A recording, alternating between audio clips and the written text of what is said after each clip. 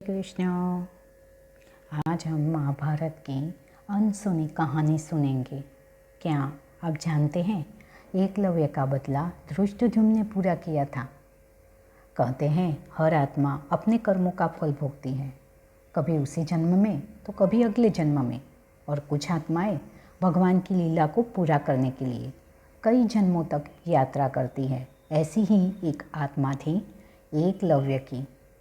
जंगलों में बसने वाले निषादों के राजा थे हिरण्यधनु। उनका पुत्र था एकलव्य। कम उम्र में ही उसके भीतर धनुर्विद्या का अद्भुत प्रेम था। उसका सपना था गुरु द्रोणाचार्य से शिक्षा लेना। एक दिन वह हस्तिनापुर पहुंचा। गुरु द्रोण के चरणों में झुककर बोला, गुरुदेव मुझे भी धनुर्विद्या सिखाइए। द्रोणाचार्य ने देखा वह राजकुल का नहीं निषाद वंश का है। उन्होंने कहा, राजकुमारों के साथ शिक्षा लेना तुम्हारे लिए संभव नहीं। एकलव्य ने प्रणाम किया पर निराश नहीं हुआ। वह जंगल लौटा, अपने हाथों से द्रोणाचार्य की मिट्टी की मूर्ति बनाई और मूर्ति के सामने प्रणाम कर बोला, आप मेरे गुरु हैं, मैं आपको ही प्रणाम करता हूँ। दिन रात अभ्यास किया, तीर चलाया, ध्यान लगाया। धीरे धीरे वह इतना सिद्ध हुआ कि उसका लक्ष्य कभी चूकता नहीं था। एक दिन अर्जुन ने द्रोण से पूछा, गुरुदेव क्या मुझसे बड़ा धनुर्धर कोई है? द्रोण बोले, नहीं। पर जब वे शिकार पर गए उन्होंने एक कुत्ते को देखा जिसके मुंह पर तीरों से बिना रक्त निकाले बांध दी गई थी। यह अद्भुत कौशल था। जब उन्होंने खोजा तो वह एकलव्य निकला। द्रोणाचार्य ने पूछा, तुम्हारा गुरु कौन है? एकलव्य मुस्कुराया और बोला, आप ही मेरे गुरु हैं। द्रोण को धर्म संकट हुआ। यदि यह बालक अर्जुन से भी आगे निकल गया तो उनका वचन असत्य हो जाएगा।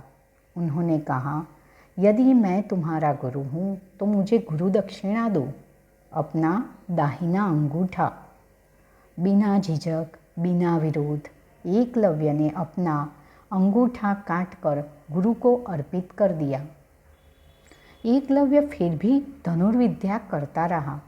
उसने पैरों और दूसरे हाथ से अभ्यास किया, पर भाग्य का कुछ और ही था। जब मथुरा पर जरासंध ने बार बार आक्रमण किया, एकलव्य उसकी सेना में शामिल हुआ। वह भगवान श्री कृष्ण के विरुद्ध लड़ा अत्यंत वीरता से, परंतु भगवान श्री कृष्ण के हाथों मारा गया।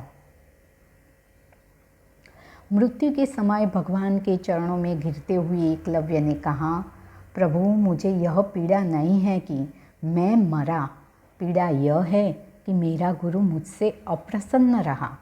भगवान मुस्कुराए, हे वीर निषाद, तुम्हारा त्याग अमर रहेगा। अगले जन्म में तुम उसी गुरु के वध का कारण बनोगे ताकि कर्म चक्र पूर्ण हो सके। और वही आत्मा जन्मी। राजा द्रुपद के यहाँ अग्नि से जन्मे पुत्र के रूप में नाम था धृष्टद्युम्न। राजा द्रुपद ने यज्ञ किया था अपने अपमान का बदला लेने के लिए। यज्ञ अग्नि से निकला एक तेजस्वी योद्धा जिसे देववाणी ने कहा, यह पुत्र द्रोणाचार्य का वध करेगा।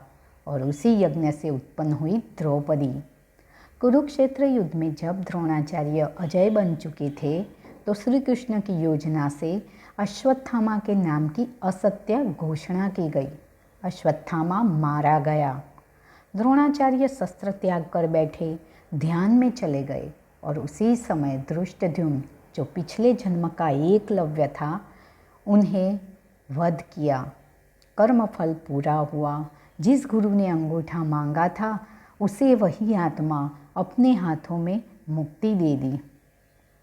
जिसने गुरु के प्रति भक्ति से अंगूठा दिया उसी ने न्याय के लिए गुरु का वध किया और अंत में स्वयं भी प्रतिशोध की ज्वाला में समा गया।